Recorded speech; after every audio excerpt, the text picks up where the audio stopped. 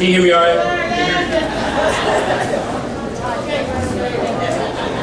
Welcome, welcome one and all. So many wonderful faces, people we haven't seen in a long time. I'm looking around the room. People from Akron, Cleveland.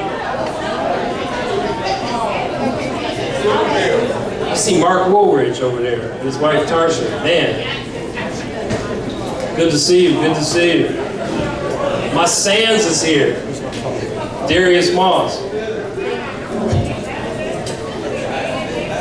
Is Marshall still here? I see Marshall. Marshall right there. Marshall right here. Brothers of Alpha Fraternity Incorporated.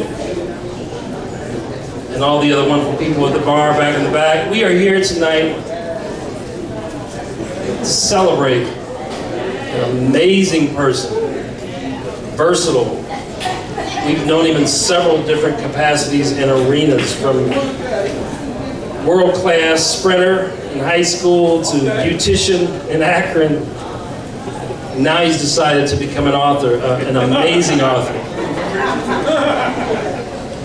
We know him as Todd Hunter, but now we're also going to know him as William Frederick, so technically it's Todd William Frederick Hunter. When he called me about this, what I thought was so captivating about it is that the chapters are so easy to read and so easy to identify, to follow through the book, to follow along with everything that he's trying to convey. And then to make it even nicer, he added poetry. Narrative poetry is what he coined it, because it talks about his life, his plight, his ups, his downs, his highs, lows, his interests. There's something to be said about the power of poetry. I'm going to take you back to a movie real quick called Dead Poets Society. And there was a scene in it that was captivating that... Can they be quiet over there? I'm going to try and get the bar to quiet down a little bit. Can I ask them, can they quiet down, please? Thank you. Okay. Thank you. I really appreciate it. But it talked about the vitality and the importance of poetry. The words were so captivating that it was later adopted by Apple. When they started launching new versions of the iPhone, they had the voiceover from the late, great Robin Williams. And what he said was that we don't read and write poetry because it's cute. We read and write poetry because we are members of the human race. And the human race is filled with passion.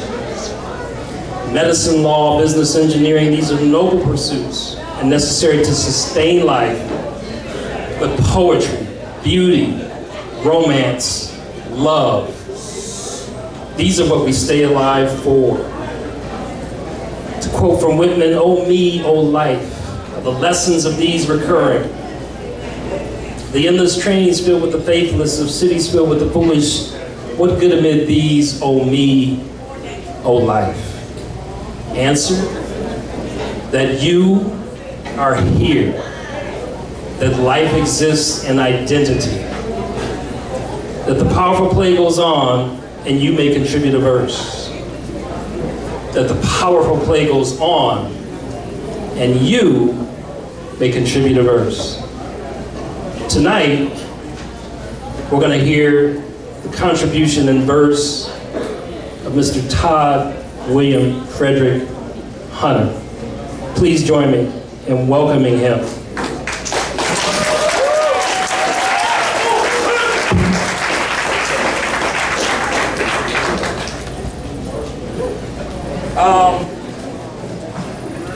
When I first, I'm self-published.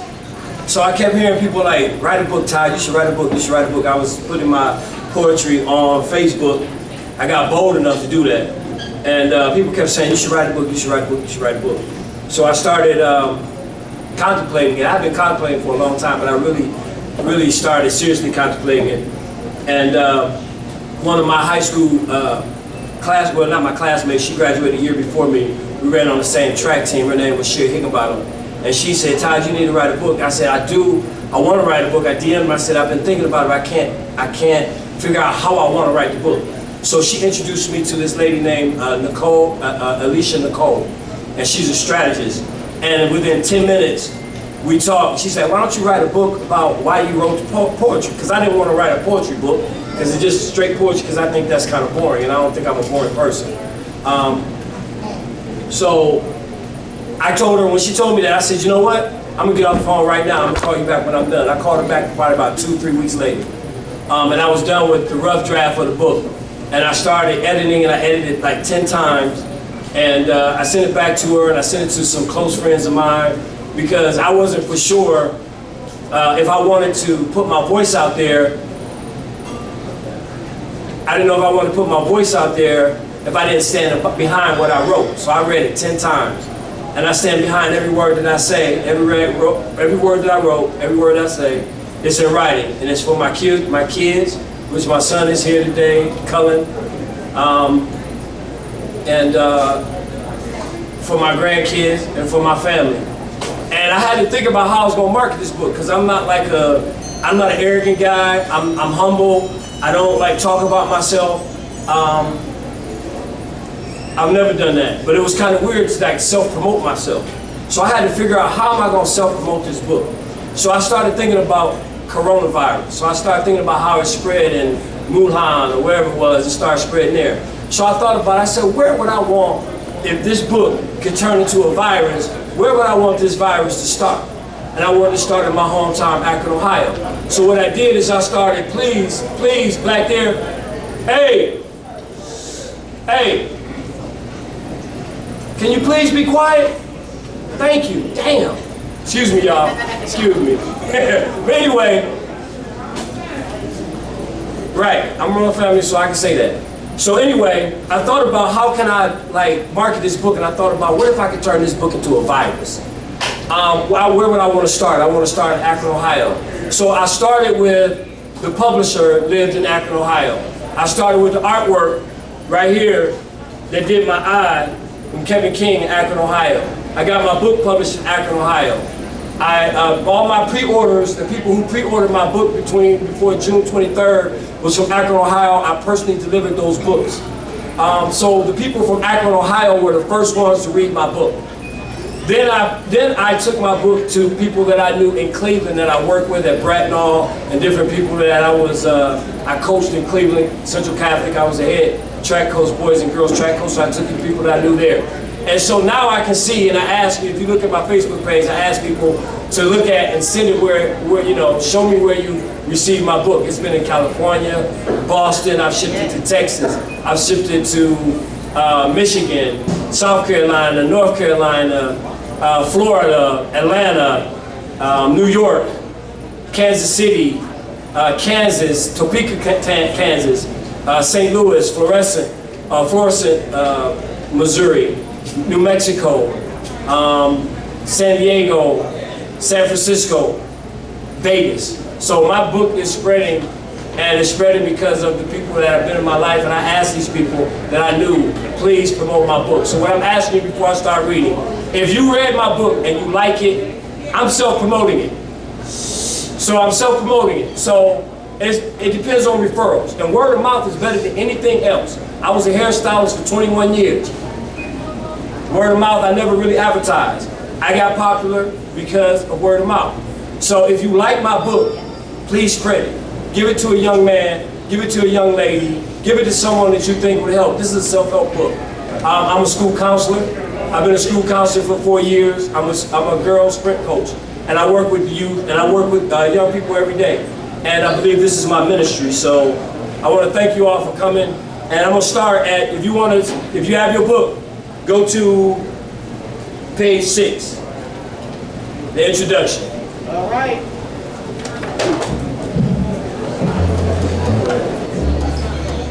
I believe life is about relationships. Relationships that begin the moment you were born. Everyone's first relationship to this world is life. You enter this world and you immediately have an experience within it. In my case, my first life experience was struggle. See, I was born feet first. One of the worst kinds of birth. I almost killed my mother and she almost killed me. I struggled to exist and my mother struggled to stay in existence. We survived that near fatal struggle to live. Little did I know I would struggle for most of my adult life. I struggled with every relationship after that. My mother, my father, my brothers, my aunts, my uncles, my cousins, my girlfriends, my male friends, my kids, me, myself, and I. I've had a difficult time getting close to people, and I still struggle with this to this very day. It's been said that you are your environment. I believe you are the sum total of your relationship experience and the environment where they happen. Just like the smell of bacon triggers my memory of Saturday mornings when I was a kid, and my mother would be cooking breakfast while yelling upstairs, "Get up! Get your asses up now." I'm not raising any lazy men. Hell, there's nothing worse than a lazy man. So get your asses up and clean up the house right now. That has stuck with me my entire life. I didn't know what I wanted to do when I grew up, but I sure as hell knew I didn't want to be a lazy man, because there's nothing worse to my mother. I never wanted to become that nothing worse. So no matter how much I struggled, I never gave up. This is why this book is dedicated to my mother, Cindy Poteet Hall. I love you with all that I am. I also dedicate this book to my daughter, Kennedy Parker Hunter. Rest in peace, baby. I love you. And to my living, loving, and beautiful children, Ty Jr., Cullen, Ty, and Jaden. My brothers, Deshaun, Ralph, Michael, and finally my second dad, Jim Cakes Hall. I hope this book helps kill off the weeds of life and provides you all with comfort when I'm gone. I love you all. Preface, the purpose of my book.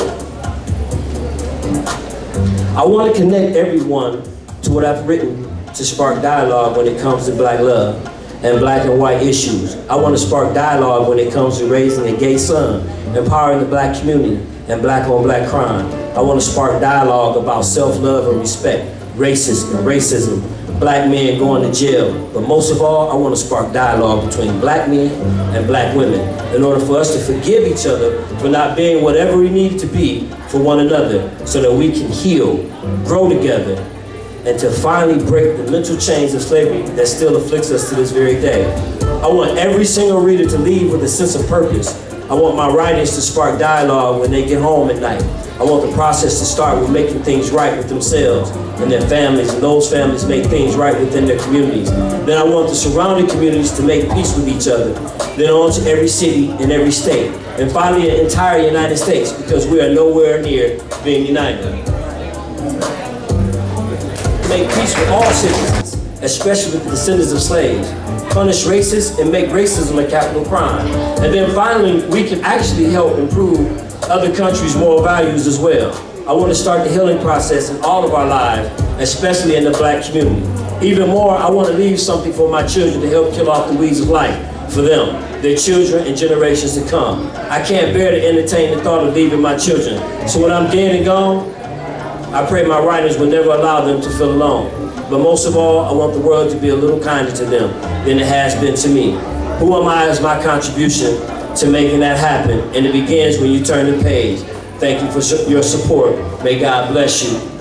Peace, love, and happiness. So, chapter 1. Who am I? Keep it going. I was a naive young man. I thought that everyone operated under the same principles as I did when it came to character, integrity, and morals. But I was wrong. I remember sometime after I graduated from high school having a conversation with my mother in our driveway on Roslyn Avenue about being discouraged with friendships and relationships. I asked my mother how come people treated me badly when I treated them with kindness and consideration. She said, Ty, tell them people in the back to be quiet while you read. If you think people are going to treat you like you treat them, you're going to live a difficult life. She was right. It took me a long time to develop the strength to go against my natural instincts of being kind to people who were not kind to me. In fact, I became an asshole, a ladies' man, and kind of selfish with a hint of narcissism. I lost myself in the drama and unhappiness of it all. I didn't recognize myself anymore. I became frustrated with myself and others, which led me to begin contemplating, who am I? I am he, the one born into this world on December 3, the 3rd of 1965. Mother almost died, born breech, feet first, the one born against the tide. I invite you, oh I insist that you enlist, file, commit, and sign up your brain for some real shit. Every word I speak and every word I write, closed minds won't light, but open minds I will excite.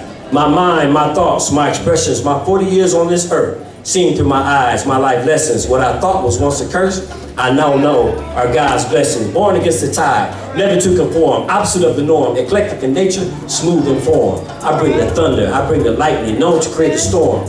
Characteristics of water can shape, mate, run through, run over, run around, run hot, run cold, boil and freeze like ice, and become too hot to handle or too cold to hold. A chameleon, brilliant, but wise enough to know and understand that the most brilliant idea can come from the least brilliant man. So here I stand, 40 years in the making, not asking, not begging or pleading, but taking my life experiences, both good and bad, my life relations, trials and tribulations, ex-husband, ex-fiance, ex-athlete, extra daddy, read all about it. Now 4 children, 7 months ago I only had 3.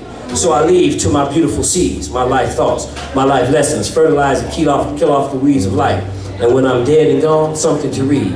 If they ever need me, I will be there. Therefore I share, never to compare or compete, only for my children to reap what God has sown. I'm coming into my own. When I'm dead and gone, my writers will never allow my children to feel alone. Never aspire to be rich or famous. To some, I'm nameless. Some remember my face, never want to borrow. I understand that nothing comes for free. While others worked on material things, I worked on me. I've been all things, both good and bad. Don't label me, tag me, or try to define me. I'm one of a kind, walking to the beat of my own heart, feet first into this world, ready to run. I am Todd William Frederick Hunter Sr. I am God's work of art and his prodigal son.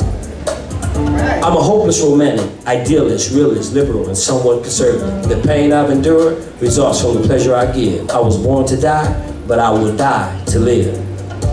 The year 2005 changed my entire life. Engaged to be married, never became my wife. Indiscretion, sexual sessions for pleasure's sake, all my life I've been. But this made me break up, never to make up. It was hard to receive. DNA test caused a mess. 99.9% she's mine. I now believe God works in mysterious ways. I believe that the decisions that you make dictate the life you live. And it's not about what you go through, it's how you come out. So give me your ear, your mind, your soul, so I may teach you how half a man has become whole. Who am I? I am he, the one born into this world on December 3. Never to allow people to see me sweat.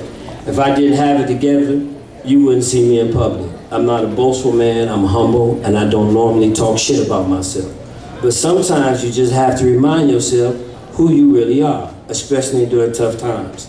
I remember making this beat one night, and it put me in this boastful mood, so I began to write a poem to the beat, thinking to myself, everyone needs to have a theme song, or in my case, a theme poem. So the first thing that popped into my mind, where's D-Mac at? I'm right here. Come here, D-Mac.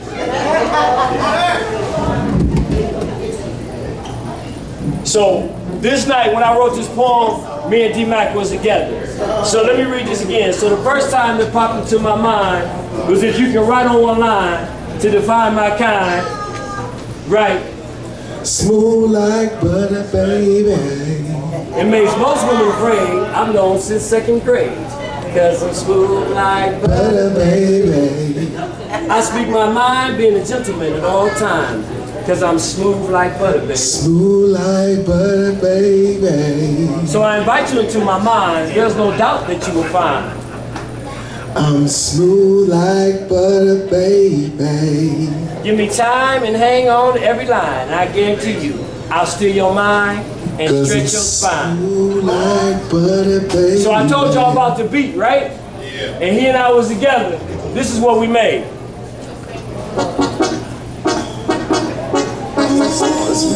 Turn it up. Smooth like butter, baby. Smooth like butter, baby. Smooth like butter, smooth like butter. Here we go, here we go. If you could write on one line to define my kind, why smooth like butter, baby? It makes most women afraid. I know since second grade. Smooth like butter, baby. I speak my mind, being a gentleman at all times. So I invite you into my mind. There's no doubt that you will find. Give me time and hang out with every line, and I guarantee you I'll see your mind and stretch your spine. This is for the surface, for the most sophisticated mind. I'm coming at you through your ears, reaching each and every inch of your body, making your nerve endings tingle as my words travel up your spine.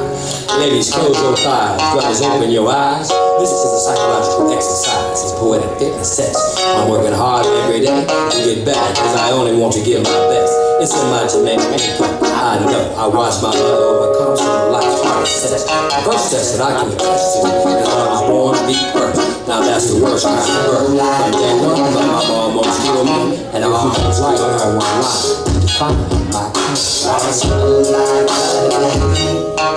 It makes most women afraid. I don't know since second grade. I speak my mind, being a gentleman at all times.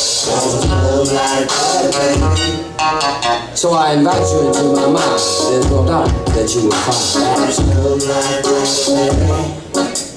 Give me time and hang on to every line, and I guarantee you I'll see your mind and stretch your spine.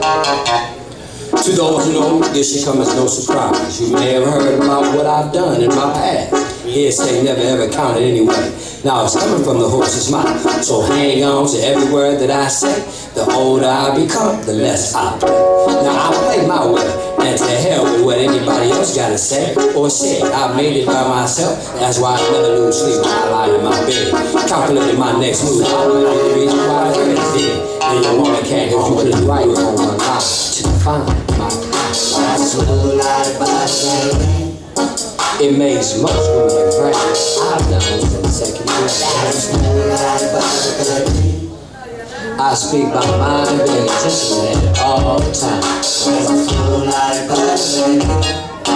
So I invite you into my mind. There's no doubt that you will find. Give me time and hang on to every line, and I guarantee you I'll see your mind and stretch your spine. So in spite of my height, My bark on my bite. You never heard me bark or felt my mic. So how can you gauge my mic? So again, my friend, that's your oversight. My rough arrival and my first fight, survival, my first love and my first heartbreak. You don't know my limitations, so don't take me where no man has taken me before. My punishment will be capital, and my execution will be held up for. So be forward and not 1 second more. Recognize now and not after. Never let something so smooth become a natural disaster. It's smooth like butter was a slave. I need its master.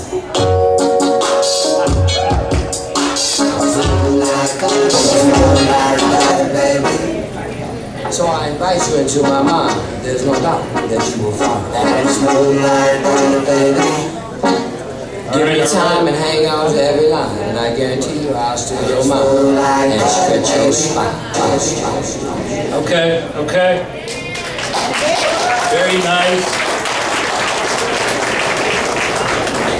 Now, when you go to the fragrance counter at the mall and smell a bunch of cologne, a bunch of perfume, and all of a sudden you realize everything's starting to smell the same. Gotta cleanse the palate, right? So we're gonna pass these out. This is your table right here. We're gonna pass these around. Breathe in, cleanse the palate.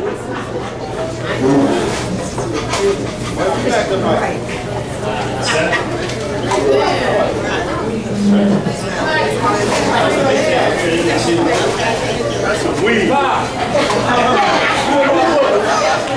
See class up in here tonight.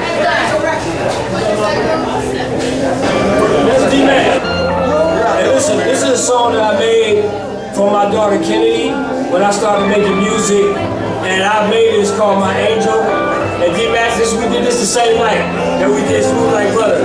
And I didn't really know that when I was making it then, she was probably about 8 or 9. I didn't know that she was going to be my angel. So I don't know if many of you know me. My daughter passed in a car accident when she was 19 years old in 2018 on May 27th. And it's been like tough as hell to get through that. So I'm human, we're all human, and we gotta stop acting like we're perfect, because we're not perfect. We need to get along, we need to get through things. So I've been through some stuff, so hopefully the things I've been through will help you get through yours.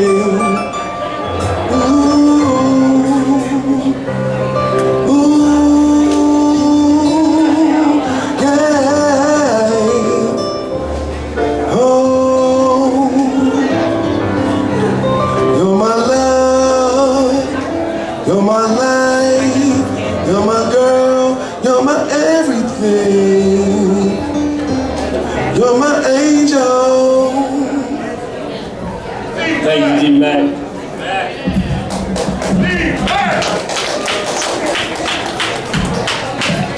Hey, so everyone here that has like the coffee beans, can you still like smell them? Because we're about to make a transition. So smell the coffee beans, pass them around. I need you to cleanse your palate. So we about to, because we get in trouble. So ladies, can y'all please do me a favor? I want the ladies to close their eyes. I want you to close your eyes, ladies. And men, I want you to look at the women while I read this to them.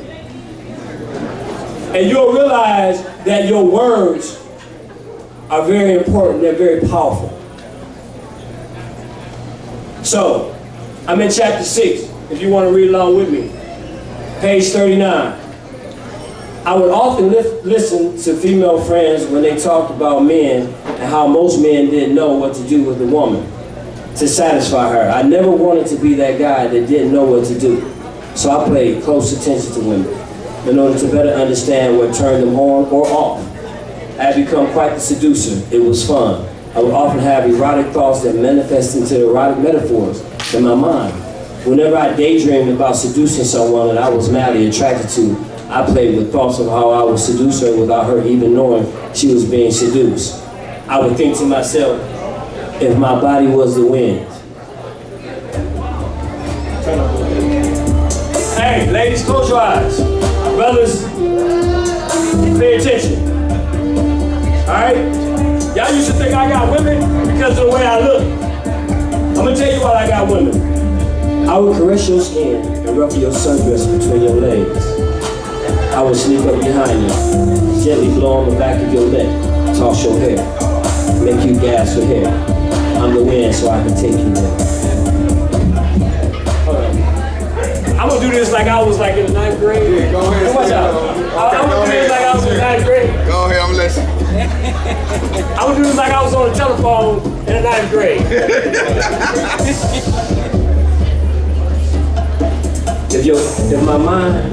If my body was the wind, I would caress your skin and ruffle your sundress between your legs. I would sneak up behind you and gently blow on the back of your neck, toss your hair, make you gasp for air. I'm the wind, so I can take you there. If my body was the wind, I would stand still, then travel up, down, around, and climb your hill. I would lay you down on the ground Gently explore your entire being. Your clothes are held on by a string. A gust of me blows. Your sundress above your knees. I caress your thighs. Wrap myself around your waist. Gently kiss your face. Travel up your spine. Grab you from behind. Gently whisper in your ear, I'm here.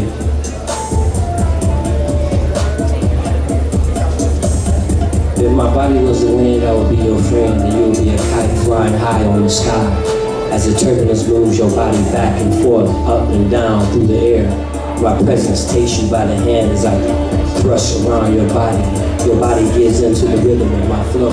You gracefully dance across the sky, convulsing back and forth like a passionate ballerina, expressing her raw emotions for the first time. If my body was the wind, you would dance in my presence in the sky as I stroke you into a nosedive. You're falling and falling fast. All of a sudden, you ascend into another dimension. You open your eyes when you feel the warmth of my breath between your thighs, caressing your lips. You lick your lips in anticipation. Your hair moves like the leaves on that old oak tree outside your bedroom window. If my body was the wind, my breeze would blow autumn leaves at your feet. Then I retreat, then bring the heat like a hot sun. As you take your right hand to wipe the sweat off your face, I replace it with a cool breeze. That one you can smell but not taste, like that Saturday afternoon barbecue smoke all over your face. If my body was the wind, I would meet you inside your place. Not a race, but you know I'm there. I'm all around you, I'm all over you like beautifully scented body oil. You feel me?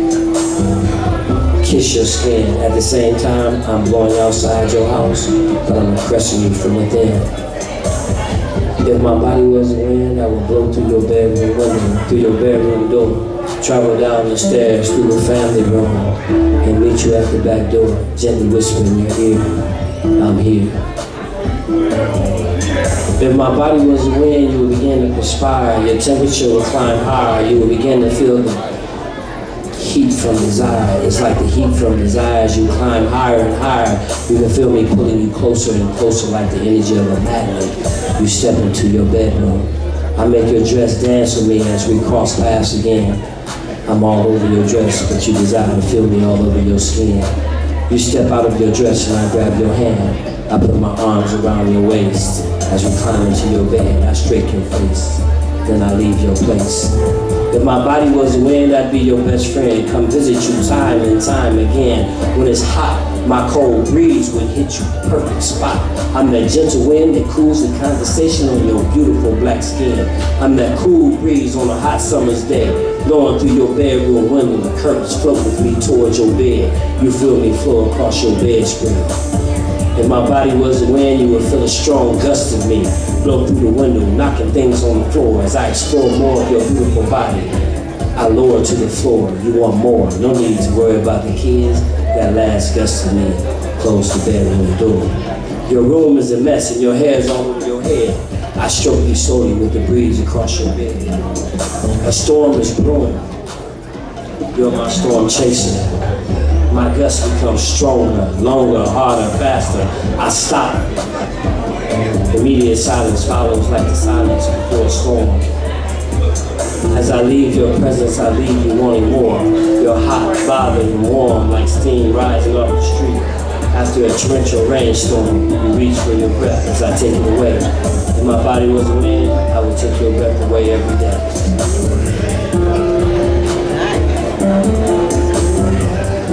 Life would be like if the tables were turned for the people that enslaved us, that created Jim Crow laws to control us, and white supremacists who tried to dominate us. I often wonder, will we still be who we have become, and will they be who they are? I wonder what if.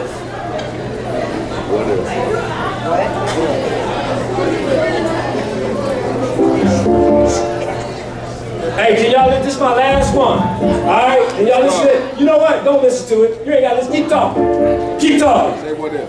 What if? What if? What if? What if you had been my slave and I'd been your master? What if I sold you like you used to sell me? What if? Would you want me to treat you unfairly? What if I separated your family and made you work from sun up to sundown absolutely free? Would you be mad when I called you lazy? What if I was by my design to empower your pastor before I let you go free? What if I use religion to make you continue to obey me? What if I treated you like you were still my slave? Would you want me to shoot you or hang you whenever you attempted to be brave? What if I did and said hateful things to you and shouted in your face, make this country great again? What if I did my best to remind you that you were my slave and this country has never been your friend? What if I cut out your tongue and you learn how to read? Would you continue to underachieve? What if I tied your pregnant wife to a tree? Cut your unborn child off your stomach while you watch her bleed? What if I beat you with a whip and you can hear the crackling of your skin? What if I enjoy doing it every time, over and over and over again? What if I raped your wife in front of you and your child, then watch you take it like a man as my hormones run wild? What if I treated you like a commodity, brought you over on ships for distribution? What if I wrote that you're only 3/5 of a man in my country's constitution?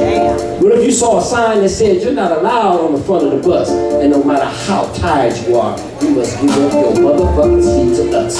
If you could eat at my restaurant, but you can buy takeout at the back door? What if I told you looking me in the eyes will get you killed, boy? So keep your damn eyes on the floor. What if I told you that getting a drink of water in my fountain is against the law and a big deal? What if your son flirted with my daughter, then me and my friends did your son like somebody did in the tear? Would you break your will?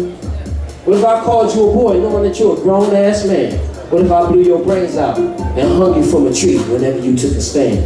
What if I hung you from a tree just because I wanted to? What if I killed freedom riders that look like me just for helping you? What would you do?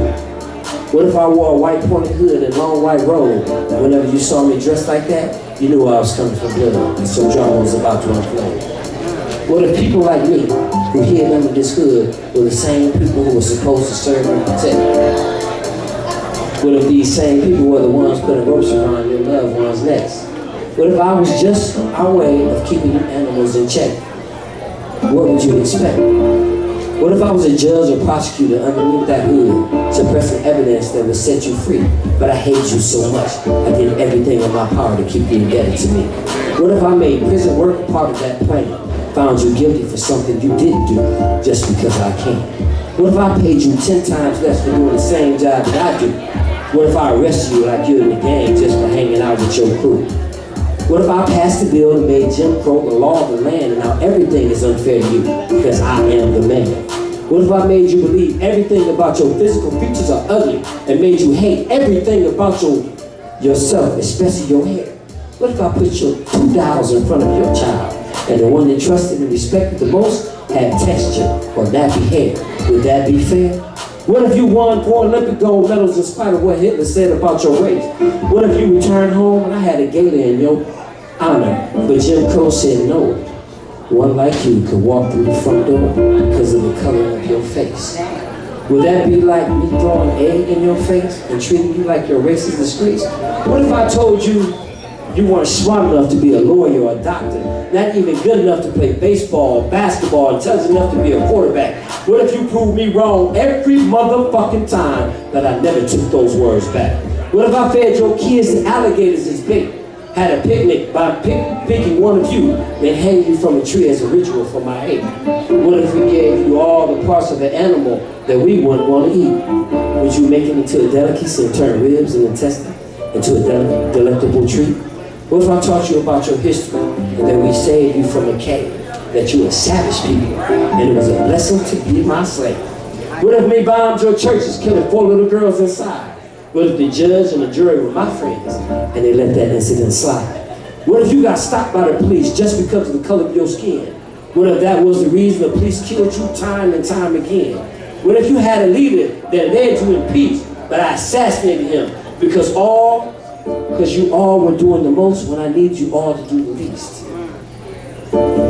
What if I killed another one of your leaders while he was speaking to a crowd? Get your hands out my motherfucking pockets as one of your traitors shouted out loud. What if I treated you so badly that one of your singers made a song about being proud of the color that you are? He said, say it loud.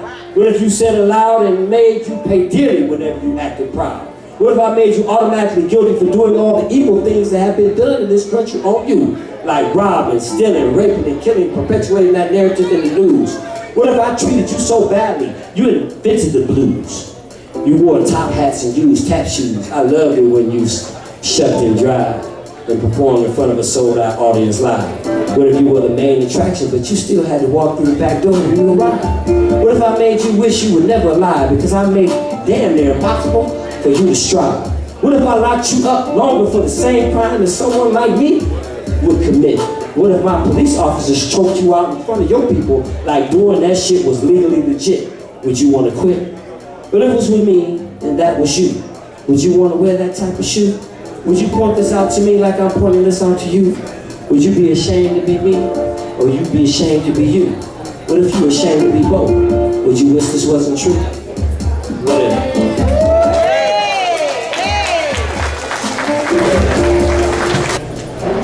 Nice job. What if?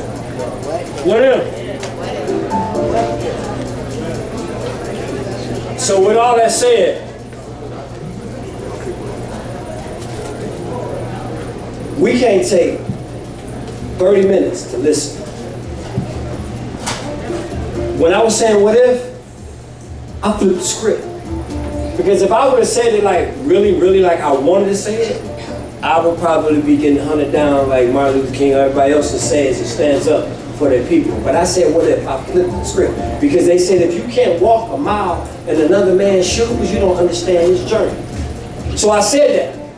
And we all talk, and we laughing, and we joking, and we doing all that shit that we always do when we don't pay attention to something that's important to us. So if this is not important to you, it's important to me. And you know what? At one point in time in your life, you're gonna catch on to this. You're gonna catch on. So if you didn't catch on tonight, get the book, read it later. Tell me later that, you know what? We need to come together. Our kids are killing each other. Our kids are killing each other. We have the most spending power in America. We spend all our money on everything. As soon as we spend our dollar, it leaves our neighborhood. We got educated black people. Guess what we do?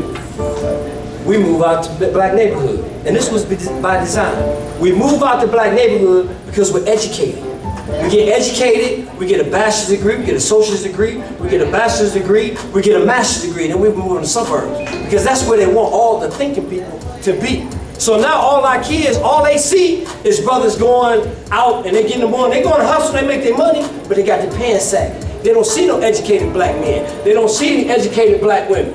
They don't see it. They see the suburbs, the white kids, the Asian kids, the Indian kids, they all see black people going to work, but not for black people. We don't go to work for ourselves. We done left our neighborhoods, we done left all of our people, and we've left them to live for themselves. Now, if you want to know what we left, look at the black neighborhoods. Look at our kids. That's what the fuck we left. We left that. And we left that, and just think about when you weren't listening, that's why we leave that shit. And that's my last, that's what I'm gonna say, that's what we need at. We need to start paying attention, we need to come together. I love y'all, thank y'all, I'm passionate about what I do. I don't wanna hurt nobody, but I'm tired of this bullshit. I'm tired of our kids killing each other. 14-year-old kid, I'm in Omaha. This kid's killing each other there. Y'all think ain't no black kids there, but y'all know what? Black kids killing black kids there, they ain't hardly none there. That part. So please, y'all, wake up, smell the coffee. That's why I gave y'all those beans. Change the transition. Change your spirit.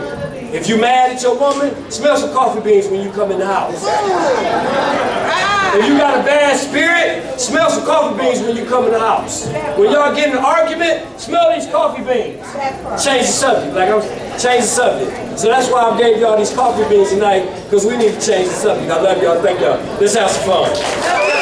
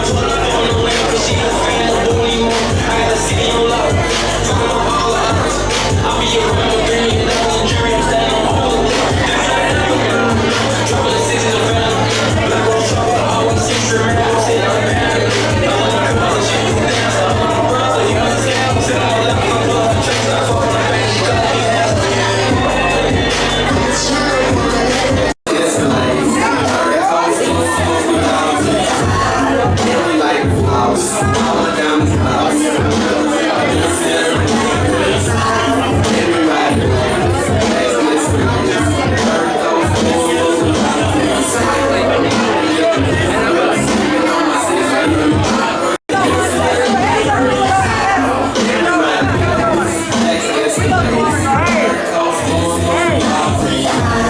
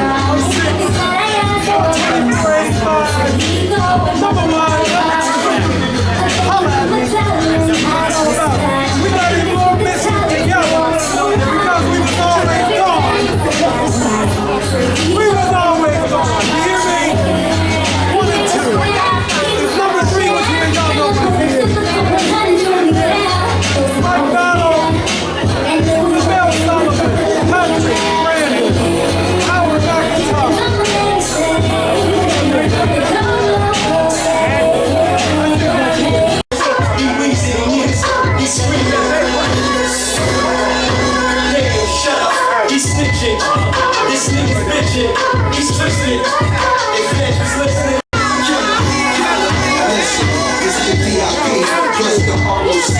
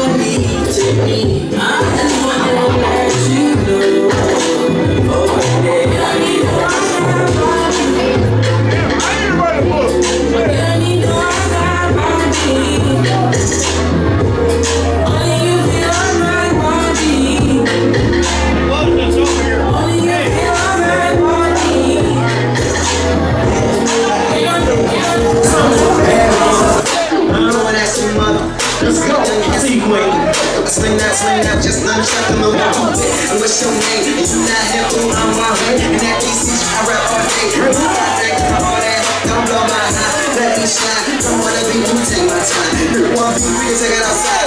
What parties? Blame mine, you out your mind, you out your lead. Sweat no weed, wet out weeds, wet out tracks, let me do my thing. I got 16, finish rock, no pain, but I'm almost done, let me get back to it. Whole lot of little no back up, whole lot of money, get a tip out up. Put on retreat, you know what you do.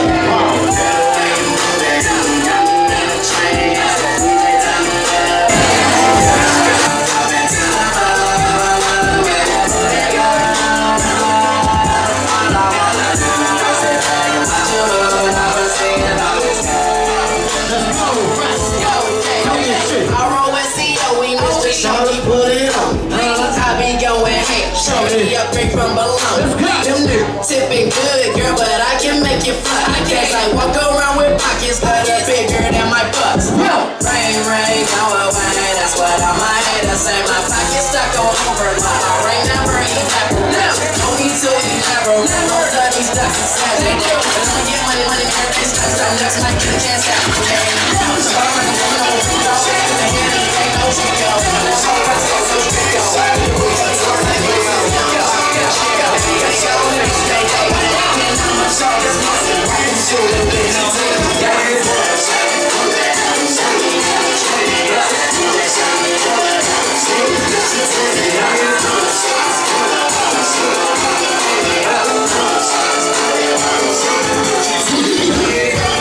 This is Todd William Frederick Hunter. I'm William Frederick. I'm the author of Who Am I? I want to thank everyone for coming out tonight. I really appreciate your support. Everyone who purchased the book, everyone who purchased the shirt, everyone that listened to my poetry and listened to my message tonight. I want to thank you. I want to thank you from the bottom of my heart. I want you to celebrate me when I'm living, because I won't know when I'm gone. So I'm I am making a difference, and I'm planning on doing big things. So I want your support. I look for your support. Thank you for everything. I was really blessed by everyone who showed up tonight. So thank you all. Much love and respect.